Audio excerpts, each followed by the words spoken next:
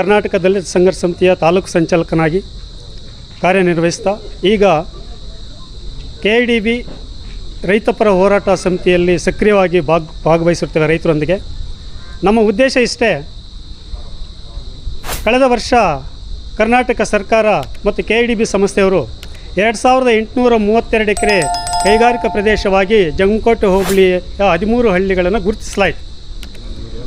1 ವರ್ಷ ಆಗಿದೆ ಗುರುತಿಸಿ, ರೈತರಿಗೆ ನೋಟಿಸನ್ನು ನೀಡಲಾಗಿದೆ, ರೈತರ ಅಭಿಪ್ರಾಯವನ್ನು ಸಂಗ್ರಹಿಸಲಾಗಿದೆ. ಆದರೆ ಇನ್ನೂ ಅದು ಕಾರ್ಯರೂಪಕ್ಕೆ ಬರಲಿಲ್ಲ.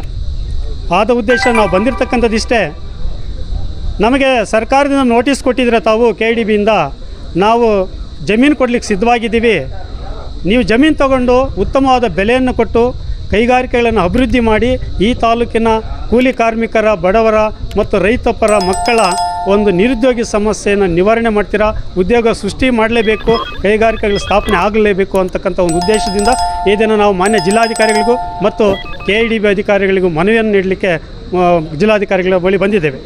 ಈ ಒಂದು ವಿಚಾರವಾಗಿ ಕೇಳ್ಬೋದು, ಯಾಕೆ ಅಲ್ಲೇ ಆಗಬೇಕು ಅಂತ ಹೇಳ್ಬಿಟ್ಟು 2832 ಎಕರೆಯಲ್ಲಿ 1200 ಎಕರೆ ಸರ್ಕಾರಿ ಜಮೀನಿದೆ ಸ್ವಾಮಿ. ಆನಂತರ 521 ಎಕರೆ PSL ಕಂಪ್ನಿ ಇದೆ, ಅದು ಬೀಳು ಭೂಮಿ ಆಗಿದೆ. ಜೊತೆಗೆ ಸುಮಾರು 600ರಿಂದ 700 ಎಕರೆ ರೈತರು ಕೊಡುವಂಥರಾಗಿದ್ದಾರೆ. ಒಟ್ಟು 2250ರಿಂದ 300 ಎಕರೆ ಅಲ್ಲಿಗೆ ಕೊಡುವಂತಾಗಿದೆ. ಇನ್ನು ಕೇವಲ ಒಂದು 400ರಿಂದ 450ರಿಂದ 500 ಎಕರೆ ರೈತರು ವಿರೋಧ ವ್ಯಕ್ತಪಡಿಸಿದ್ದಾರೆ. ಅದರಲ್ಲಿ ನೀರಾವರಿ ಇದೆ, ನೀರಾವರಿ ಕೇವಲ 20% ಇದೆ.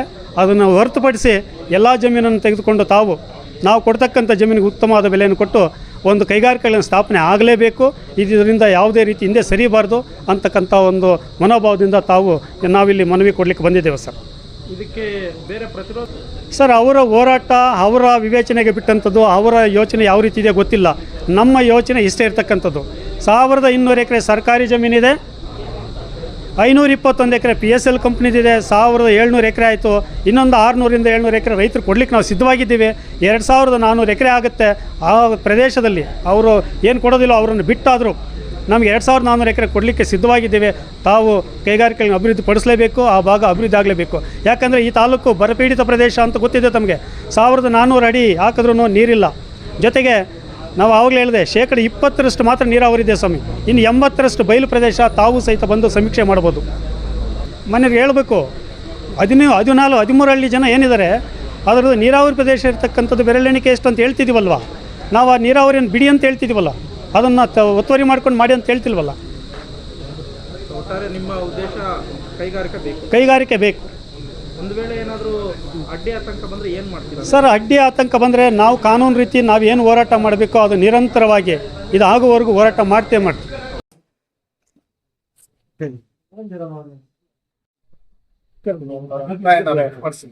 ಸೊ ಅದನ್ನ ಯಾವುದೇ ಕಾರಣಕ್ಕೂ ಸೋರಿಕೆ ಮಾಡಬಾರ್ದು.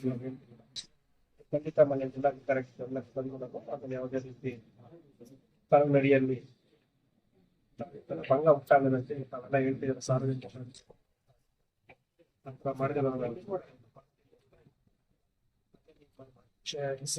ವಿಶೇಷ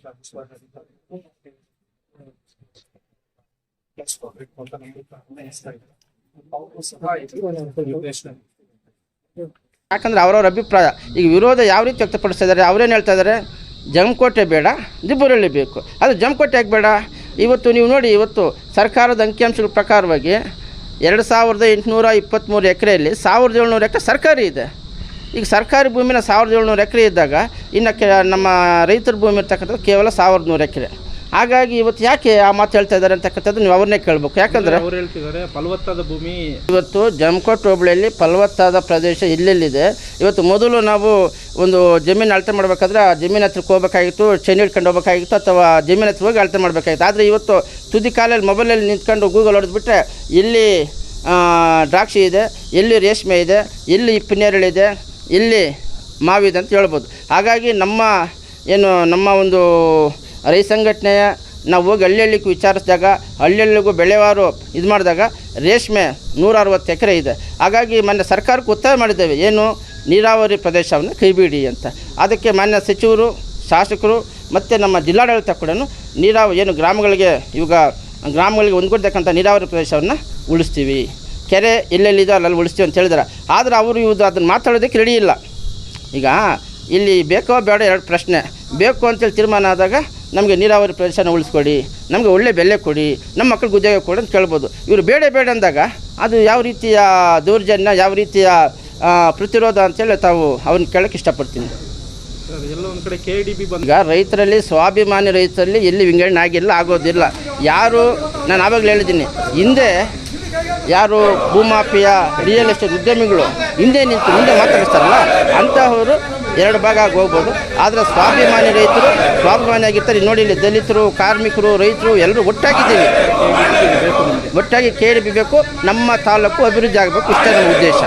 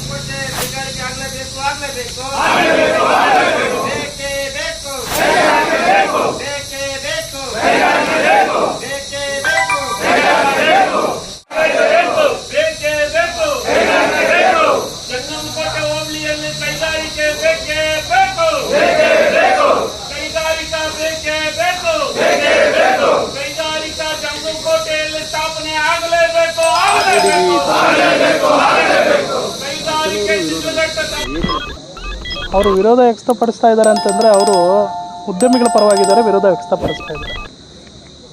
ಓಕೆ, ಅದರಿಂದ ಏನು ಶಿಡ್ಲಘಟ್ಟ ತಾಲೂಕಿನ ಅಭಿವೃದ್ಧಿ ಹೇಗಾಗುತ್ತೆ, ಯಾವ ರೀತಿ ಆಗುತ್ತೆ, ರೈತರಿಗೆ ಅನ್ಯಾಯ ಆಗುತ್ತಲ್ವಾ? ಅದು ಜಿಲ್ಲಾಡಳಿತಕ್ಕೂ ಗೊತ್ತು, ಅಲ್ಲಿರುವಂಥ ರೈತರಿಗೂ ಗೊತ್ತು, ಅಲ್ಲಿ ಪ್ರತಿಭಟನೆ ಮಾಡ್ತಾ ಇರುವಂಥ ಎಲ್ಲ ನಾಯಕರಿಗೂ ಗೊತ್ತು, ಎಲ್ಲ ರೈತರಿಗೂ ಗೊತ್ತು. ಆದರೆ ಕೆಲವೊಂದು ಉದ್ಯಮಿಗಳಿಗೆ ಶಾಮೀಲಾಗಿ ಕೆಲವೊಂದು ಉದ್ಯಮಿಗಳ ಪರವಾಗಿ ಅವ್ರು ನಿಂತು ಕೆಲಸ ಮಾಡ್ತಾಯಿದ್ದಾರೆ. ಆಮೇಲೆ ಈಗಾಗಲೇ ನೂರಾರು ಎಕರೆ ಜಮೀನುಗಳನ್ನ ಮಾರಾಟ ಮಾಡಬೇಕಾದ್ರೆ ಅವತ್ತು ನೀವ್ಯಾಕೆ ಅಡ್ಡಪಡಿಸಿಲ್ಲ, ನೀವ್ಯಾಕೆ ಅಡ್ಡ ಬರಲಿಲ್ಲ, ರೈತರ ಪರವಾಗಿ ಯಾಕೆ ನಿಂತ್ಕೊಳ್ಳಲಿಲ್ಲ? ಗ್ರಾಮದಲ್ಲಿ 450 ಎಕರೆ ಲೇಔಟ್ ಆಗಿದೆ. ಆ 450 ಎಕರೆ ಲೇಔಟ್ ಆಗಬೇಕಾದ್ರೆ ನೀವ್ಯಾಕೆ ಅಡ್ಡಿಪಡಿಸಲಿಲ್ಲ? ಆವಾಗ ನೀವು ರೈತರು ಯಾರು ಕಣಕ್ಕೆ ಕಾಣಿಸ್ಲಿಲ್ವಾ? ಈಗ ಆಮೇಲೆ ಈಗ ಏನೋ ಹೇಳ್ತಾ ಇದ್ದಾರೆ ರೈತರು ಫಲವತ್ತಾದ ಭೂಮಿ ಅಂತ, ಒಪ್ಕೊಳ್ತೀನಿ. ಆದರೆ ಈ ಮುಂಚೆನೇ ಸರ್ಕಾರನೇ ಅದನ್ನು ಆದೇಶ ಹೊರಡಿಸಿದೆ. ಏನು ಅಂತ, ಚಿಕ್ಕಬಳ್ಳಾಪುರ ಜಿಲ್ಲೆ ಬಯಲುಸೀಮೆ ಪ್ರದೇಶ, ಇಲ್ಲಿ 100,000-1,500 ಬಿಟ್ಟು ಬೋರ್ವೆಲ್ ಹಾಕಿದ್ರೂ ನೀರು ಬರಲ್ಲ. ಅದರಲ್ಲಿ 20% ಭಾಗ ಮಾತ್ರ ರೈತರಿದ್ದಾರೆ, ಇಲ್ಲ ಅಂತ ಹೇಳ್ತಾ ಇಲ್ಲ. ಇನ್ನು ಮಿಕ್ಕಿದ ಎಲ್ಲ ಮಧ್ಯಮ ವರ್ಗದವರೇ. ಅವ್ರಿಗೆ ಅಸಲಿಗೆ ಒಂದು ವರ್ಷಕ್ಕೆ ಮಳೆ ಬಂದರೆ ಬೆಳೆ ಬರುತ್ತೆ, ಇಲ್ಲ ಅಂತಂದರೆ ಬೆಳೆನೂ ಇಲ್ಲ, ಏನೂ ಇಲ್ಲ. ಆಮೇಲೆ ಎಷ್ಟೋ ಜನ ರೈತರಿಗೆ ಏನು ಓಡಾಡೋಕ್ಕೆ ದಾರಿ ಇಲ್ಲ, ದಾರಿ ಬಿಡೋದಿಲ್ಲ. ಮಳೆ ಬಂದಾಗ ಏನೋ ಎತ್ತಿನ ಬಂಡಿನೋ ಟ್ರ್ಯಾಕ್ಟರ್ ತೊಗೊಂಡೋಗಿ ಉಳುಮೆ ಮಾಡಿಬಿಟ್ಟು ಬಂದುಬಿಟ್ರೆ ನಡ್ಕೊಂಡು ಹೋಗ್ಬಿಟ್ಟು ಜೀವನ ಮಾಡುವಂಥ ಪರಿಸ್ಥಿತಿ ನಮ್ಮ ತಾಲೂಕಲ್ಲಿ ಸೃಷ್ಟಿಯಾಗಿರೋದು. ಒಟ್ಟಾರೆ KDB ಬಂದರೆ ಏನೆಲ್ಲ ನೆರವೇರುತ್ತೆ? KDB ಬಂತು ಅಂತಂದರೆ ಏನು, ಈ ಮಧ್ಯಮ ವರ್ಗದವರು ಎಷ್ಟು ಜನ ಇದ್ದಾರೆ, ಆಮೇಲೆ ಈ ಸುತ್ತಮುತ್ತಲಿನ ಒಂದೇ ತಾಲೂಕಿಗೆ ಅಂತಲ್ಲ, ಈ ಪಕ್ಕದ ಒಂದು ಚಿಂತಾಮಣಿ ತಾಲೂಕು ಆಗ್ಬೋದು, ಈ ನಮ್ಮ ಚಿಕ್ಕಬಳ್ಳಾಪುರ ಹತ್ತಿರದಲ್ಲಿದೆ ಚಿಕ್ಕಬಳ್ಳಾಪುರ ತಾಲೂಕಿನವ್ರು ಆಗ್ಬೋದು, ನಿರುದ್ಯೋಗ ಸ್ವಲ್ಪ ನಿವಾರಣೆ ಆಗುತ್ತೆ. ಉದ್ಯೋಗಗಳು ಸೃಷ್ಟಿ ಆಯಿತು ಅಂದರೆ, ಕಂಪನಿಗಳು ಬಂತು ಅಂತಂದರೆ, ಇಂಡಸ್ಟ್ರಿಯಲ್ ಆಗಿದೆ ಅಂತಂದರೆ ಅನೇಕ ಜನ ನಿರುದ್ಯೋಗಿಗಳಿಗೆ ಉದ್ಯೋಗ ಸಿಗುತ್ತೆ. ಏನು ಇವತ್ತು ವಲಸೆ ಹೋಗ್ತಾಯಿದ್ದಾರೆ, ಎಲ್ಲಿ ಹೋಗ್ತಾಯಿದ್ದಾರೆ? ಈ ಕಡೆ ನೆಲಮಂಗಲ ಹೋಗ್ತಾಯಿದ್ದಾರೆ, ಶ್ರೀನಿವಾಸ ನರಸಾಪುರ ಹೋಗ್ತಾಯಿದ್ದಾರೆ, ವೇಮಗಲ್ ಹೋಗ್ತಾಯಿದ್ದಾರೆ, ಹೊಸಕೋಟೆ ಇಂಡಸ್ಟ್ರಿಯಲ್ಗೆ ಹೋಗ್ತಾಯಿದ್ದಾರೆ. ಇಷ್ಟು ಜನ ಈ ಭಾಗದಿಂದನೇ ತುಂಬ ಜನ, ಎಷ್ಟೋ ಬಸ್ಸಸ್ಸು ಬೆಳಗ್ಗೆ ಎದ್ದಿದ ತಕ್ಷಣ 6 ಗಂಟೆ 5 ಗಂಟೆಗೆ ಎದ್ದು ಹೋಗ್ತಾರೆ. ಅದು ನಾವು ಕಣ್ಣಾರೆ ನೋಡ್ತಾನೇ ಇದ್ದೀವಿ. ಇವೆಲ್ಲ ರೈತರಿಗೆ ಗೊತ್ತಾಗ್ತಾ ಇಲ್ವಾ? ನೀವು ಉದ್ಯಮಿಗಳ ಪರವಾಗಿ ನಿಂತ್ಕೊಂಡ್ಬಿಟ್ರೆ, ಇಲ್ಲಿ ಮಧ್ಯಮ ವರ್ಗದ ಪರವಾಗಿ ನಿಂತ್ಕೊಳ್ಳಿ ಸ್ವಾಮಿ. ಬಡವ್ರ ಮಕ್ಕಳನ್ನ ನೀವು ಬೆಳೆಸಿ, ಬಡವ್ರನ್ನ ಬೆಳೆಸಿ ನೀವು. ಅಂದರೆ ಒಂದು ಉಸ್ತುವಾರಿ ಸಚಿವರು ರೈತರ ಶಾಲುಗಳನ್ನ ಹಗುರವಾಗಿ ಮಾತಾಡಿದ್ದಾರೆ, ಏನು ಹಸಿರು ಶಾಲು ಹಾಕ್ಬಿಟ್ಟು ರೈತರು ಅಲ್ಲ ಅವರು ಏಜೆಂಟ್ಗಳು ಇರ್ತಾರೆ ಮಾತುಗಳು ಅಲ್ಲ ಉಸ್ತುವಾರಿ ಸಚಿವರು ಮಾತಾಡಿರ್ತಕ್ಕಂಥದ್ದು ವಿಡಿಯೋ ಕ್ಲಿಪ್ ಇದೆ ನೋಡಿ, ವಿಡಿಯೋ ಕ್ಲಿಪ್ ಇದೆ. ಹಸಿರು ಶಾಲುವನ್ನು ಯಾವುದೇ ರೀತಿ ಅವರು ಅವಹೇಳನ ಮಾಡಿಲ್ಲ. ಅವ್ರು ಹೇಳಿರ್ತಕ್ಕಂಥದ್ದು ಇಷ್ಟೇ, ಹಸಿರು ಶಾಲು ಹಾಕಿದ್ರೆ ಮಾತ್ರ ರೈತರ ಅಂತ ಕೇಳಿದ್ದಾರೆ. ಎಸ್, ಅದು ನಾವು ಒಪ್ಕೊಳ್ತೀವಿ. ಈಗ ನಾನು ನೀಲಿ ಶಾಲು ಹಾಕಿದ್ದೀವಿ, ಇವ್ರು ನೀಲಿ ಶಾಲು ಹಾಕಿದ್ದಾರೆ, ಜಮೀನಿದೆ, ರೈತರಲ್ವ ಅವರು? ರೈತರಲ್ವಾ? ನಾನು ಅವ್ರನ್ನೇ ಪ್ರಶ್ನೆ ಮಾಡ್ತೀನಿ. ಸರ್, ಒಬ್ಬ ಪ್ರತಿನಿತ್ಯ ದುಡಿತಕ್ಕಂಥ ಶ್ರಮಿಕ ರೈತನ ಉಸಿರಲ್ಲೇ ಹಸಿರಿದೆ ಸರ್. ಶಾಲು ಹಾಕ್ಕೊಂಡ್ರೆ ಮಾತ್ರ ಹಸಿರು ರೈತ ಅಂತಲ್ಲ, ಪ್ರತಿಯೊಬ್ಬ ಶ್ರಮಿಕನ ಉಸಿರಲ್ಲೂ ಸಹಿತ ಹಸಿರಿದೆ. ಇದು ಅದು ಅವೇಳನ ಅಂತಕ್ಕಂಥದ್ದು ಅವರ ಭ್ರಮೆ ಆಗಿದೆ, ಅದನ್ನು ದಿಕ್ಕು ತಪ್ಪಿಸ್ತಕ್ಕಂಥದ್ದಾಗಿದೆ. ಶಾಸಕರು ಸಚಿವರು ಆ ರೀತಿ ಮಾತಾಡಿರ್ತಕ್ಕಂಥದ್ದು ಇದ್ದರೆ ಒಮ್ಮೆ ಪುಟ ತಿರುಗಿಸಿ ನೋಡೋಕೆ ಹೇಳಿ, ಪದೇ ಪದೇ. ನೀವು ಅಷ್ಟೇ ಮಾಧ್ಯಮದವರು ತಿರುಗಿಸಿ ನೋಡಿ. ಈಗ ನಾವು ಅದಕ್ಕೆ ಬದ್ಧವಾಗಿದ್ದೀವಿ. ಹಾಗಾದರೆ ಹಸಿರು ಶಾಲು ಹಾಕಿಲ್ಲ ಅಂದರೆ ಅವ್ರು ರೈತನಲ್ವಾ? ಈಗ ಮನೆಯಲ್ಲಿ ನಾನೀಗ ಇವರು ಹಸಿರು ಶಾಲು ಹಾಕೊಂಡು ಬಂದಿದ್ದಾರೆ, ತಂದೆ ದುಡಿತಾ ಇದ್ದಾರೆ, ಅಣ್ಣ ತಮ್ಮರು ತೋಟದಲ್ಲಿ ದುಡಿತಾ ಇದ್ದಾರೆ, ಹಸಿರು ಶಾಲು ಹಾಕ್ಕೊಂಡು ದುಡಿತಾ ಇದ್ದಾರೆ, ಅಲ್ಲಿಗೆ ಅವ್ರು ರೈತರಲ್ವಾ? ಅದು ಹಸಿರು ಶಾಲು ಹಾಕ್ಕೊಂಡ್ರೆ ಮಾತ್ರ ರೈತರು ಅಂತಕ್ಕಂಥ ಭಾವನೆಯನ್ನು ತೆಗಿಬೇಕು. ಎಲ್ಲರೂ ರೈತರಿದ್ದಾರೆ ಅಂತಕ್ಕಂಥ ಭಾವನೆಯಿಂದ ಅವ್ರು ಹೇಳಿದ್ದಾರೆ. ಅದು ರೈತರ ಮುಖಂಡರ ವಿರೋಧ ವ್ಯಕ್ತಪಡಿಸಿದ್ದಾರೆ. ಹೌದು ಸರ್, ಅವ್ರನ್ನೇ ಕೇಳಬೇಕು. ಈಗ ನಾವು ಅವ್ರನ್ನೇ ಕೇಳ್ತಾ ಇದ್ದೀವಿ, ಸ್ವಾಮಿ ಈಗ ಹಸಿರು ಶಾಲು, ಈಗ ನೀಲಿ ಶಾಲು ಹಾಕಿದ್ದಾರೆ ಇವರು ರೈತರಲ್ವಾ ಹೇಳ್ಬಿಡಿ. ಹಸಿರು ಶಾಲು ಹಾಕೊಂಡ್ರೆ ಮಾತ್ರ ರೈತರ, ಉಳಿದ ರೈತರಲ್ವಾ? ಎಷ್ಟು ಜನ ಹಳ್ಳಿಗಳಲ್ಲಿ ನೋಡಿ, ಕೇವಲ ಒಂದು 10ರಿಂದ 15 ಜನ ಮಾತ್ರ ಹಸಿರು ಶಾಲು ಹಾಕ್ಕೊಳ್ತಾರೆ, ಉಳಿದಂತಾರೆ ಯಾರು ಹಸಿರು ಶಾಲು ಹಾಕೋದಿಲ್ಲ. ಶ್ರಮಿಕ ರೈತರು ಅವರು. ಬೆಳಗ್ಗೆ 4 ಗಂಟೆಗೆ ಇದ್ದರೆ ರಾತ್ರಿ 11 ಗಂಟೆ ಆಗುತ್ತೆ ಮಲಗ್ತಕ್ಕಂಥದ್ದು. ಅವರೆಲ್ಲ ಹಸಿರು ಶಾಲು ಹಾಕ್ಕೊಂಡಿದ್ದಾರೆ ಅನ್ಸೊಮ್ಮೆ, ಅವ್ರು ರೈತರಲ್ವ? ಅಲ್ಲಿಗೆ ಈ ಭ್ರಮೆಯನ್ನು ತೆಗಿಬೇಕು. ಅಧಿಕಾರಿಗಳು ಅಷ್ಟೇ, ಹಸಿರು ಶಾಲು ಹಾಕ್ಕೊಂಬಂದರೆ ಒಂದು ರೀತಿ ಘನತೆಯನ್ನು ಕೊಡ್ತಾರೆ, ಬೆಲೆ ಕೊಡ್ತಾರೆ. ಹಸಿರು ಶಾಲು ಹಾಕ್ಕೊಳ್ದೇ ಇರ್ತಕ್ಕಂಥ ನಿಜವಾದಂಥ ರೈತ ಬಂದರೆ ಅಧಿಕಾರಿಗಳು ಅವ್ರಿಗೆ ಮಲತಾಯಿ ಧೋರಣೆ ಅಂತ ಬರ್ತಾರೆ, ಅವ್ರಿಗೆ ನಿರ್ಲಕ್ಷ್ಯ ಮಾಡ್ತಾರೆ. ಅದು ಅಧಿಕಾರಿಗಳಲ್ಲೂ ಅದಾಗಿದೆ, ಇದನ್ನು ಕೈ ಬಿಡಬೇಕು. ಅದನ್ನು ನಾವು ಒಪ್ಕೊಳ್ತೀವಿ. ಸರ್, ಒಟ್ಟಾರೆ ನಮ್ಮ ಜಿಲ್ಲೆಯಲ್ಲಿ 20,000 ಎಕರೆ ಡಿಮ್ಡ್ ಫಾರೆಸ್ಟ್ಗಳಿದೆ. ಹೌದು. ರೈತರು ಒಂದು ಏನು 57-53 ಹೌದು. ಇದ್ರ ಬಗ್ಗೆ ಏನು ಸರ್, ಅದು ಡಿಮ್ಡ್ ಫಾರೆಸ್ಟ್ ಈಗ ಅದಕ್ಕೆ ಯಾಕೆ ರೈತರು ಹೋರಾಟ ಮಾಡಲಿಲ್ಲ ಅಂತ ನಾನು ಕೇಳ್ತಾ ಇದ್ದೀನಿ. ಇವತ್ತು ಹೋರಾಟ ಮಾಡ್ತಿದ್ರಲ್ಲ, ಇವ್ರು ಯಾಕೆ ಹೋರಾಟ ಮಾಡಲಿಲ್ಲ? ಡಿಮ್ಡ್ ಫಾರೆಸ್ಟ್ ವಿರುದ್ಧವಾಗಿ ಯಾಕೆ ಹೋರಾಟ ಮಾಡಲಿಲ್ಲ ಇವರು? ಅದನ್ನ ಅವ್ರನ್ನೇ ಕೇಳಿ. ಮಾಡಿದ್ದಾರೆ ಅವರು. ನಮ್ಮ ವಿಡಿಯೋ ಕ್ಲಿಪ್ ಇದೆ, ಎಲ್ಲಿ ಸಕ್ಸಸ್ ಆಗಿದೆಯಾ? ಅದಕ್ಕೆ ಯಾಕೆ ಇಷ್ಟೊಂದು ಪ್ರತಿರೋಧ ವ್ಯಕ್ತಪಡಿಸಿಲ್ಲ? ಈಗ ಏನು KIDBಗೆ ವಿರೋಧ ವ್ಯಕ್ತಪಡಿಸಿದ್ರಲ್ಲ ಸರ್, ಆ ಡಿಮ್ಡ್ ಫಾರೆಸ್ಟ್ ವಿರುದ್ಧವಾಗಿ ಯಾಕೆ ಅವರು ಅಷ್ಟು ಪ್ರತಿರೋಧ ಮಾಡಲಿಲ್ಲ? ಯಾವಾಗಲೂ ಮೂಲೆಯಲ್ಲಿ ಒಂದು ಕಡೆ ಮಾಡಿ ಬಿಟ್ಬಿಟ್ರೆ ಆಗೋಯ್ತಾ? ಇದಕ್ಕೆ ತಗೊಳ್ಳೋಂಥ ಕಾಳಜಿ ಅದಕ್ಕೆ ಯಾಕೆ ತಗೊಳ್ತಿಲ್ಲ? ಇದಕ್ಕೆ ಯಾರು ಭೂಮಾಫಿಯಾದವರು ಇನ್ವೆಸ್ಟ್ ಮಾಡೋರಿದ್ದಾರೆ, ಅವ್ರ ಪರ ಇದ್ದೀರಾ. ಇದಕ್ಕೆ ಯಾರು ಇನ್ವೆಸ್ಟ್ ಮಾಡೋರಿಲ್ಲ, ಇದಕ್ಕೆ ಕಾಳಜಿ ಕಡಿಮೆ ವಹಿಸ್ತಾ ಇದ್ದೀರಾ. ಭೂಮಾಫಿಯಾ ಯಾರು ಅಂತ ಏನಾದರೂ ಹೆಸರು ಸರ್? ಇಲ್ಲ, ನಾವು ರಿವೀಲ್ ಮಾಡೋದಿಲ್ಲ. ಅಲ್ಲಿ ಬಂದು ನೀವು ಲೇಔಟಿಗೆ ಮಾಡಿರ್ತಕ್ಕಂಥ ಇದ್ದಾರಲ್ವ, ಅವರೇ ಭೂಮಾಫಿಯಾಗಳು. ಲೇಔಟಿಗೆ ಮಾಡಿದಾರಲ್ವ, ಸುಮಾರು 1,400 ಎಕರೆ ಲೇಔಟ್ ಆಗಿದೆ. ಆವಾಗ ಅದು ಕೃಷಿ ಭೂಮಿ ಅಲ್ವಾ, ಅದು ಫಲವತ್ತಾದ ಭೂಮಿ ಅಲ್ವಾ? ಆಗ ರೈತರು ಇದೇ ರೈತ ಮುಖಂಡರು ಏನು ಪತ್ರಿಕೆ ಹೇಳಿಕೆ ಕೊಡ್ತಾ ಇದ್ದಾರೆ, ಅವರನ್ನೇ ಕೇಳಿಬಿಡಿ, ಆತ್ಮ ಮುಟ್ಟಿ ಹೇಳ್ಕೊಂಬಿಡ್ಲಿ. ಅವರೇ ರೈತರ ಜಮೀನನ್ನು ದಲ್ಲಾಳಿಗೆ, ಇವ್ರಿಗೆ ರಿಯಲ್ ಎಸ್ಟೇಟ್ ಉದ್ಯಮ ಮಾರಿದ್ದಾರೆ. ಕೇಳಿ ಅವ್ರನ್ನ, ದಾಖಲಾತಿ ಸಮೇತ ಕೊಡ್ತೀವಿ.